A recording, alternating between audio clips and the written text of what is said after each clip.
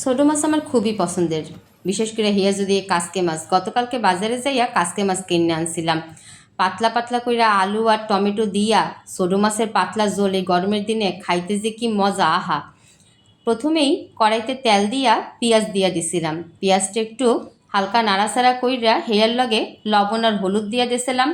লবণ আর হলুদ দিয়া পেঁয়াজটা আর একটু নাড়াচাড়া কইরা হেয়ার মধ্যে অল্প রসুন বাটা দিছিলাম। রসুন বাটা দেওয়ার পরে পেঁয়াজটা আবার একটু নাড়াচাড়া কইরা হেয়ার মধ্যে ছোটো মাছটা দিয়া দিছিলাম। মুই আবার ভাই কোনো মাছ না বাজা খাইতে পারি না।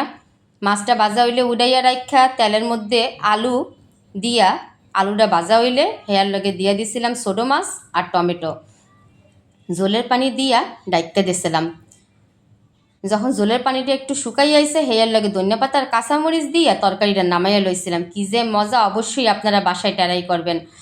আর যদি আপনারা রাঁধতে না পারেন, মুই তো আসি, মোরে অর্ডার করবেন, মুই ডাব্বায় বইরা পার্সেল কইরা দেবো আনে। ঠিক আছে।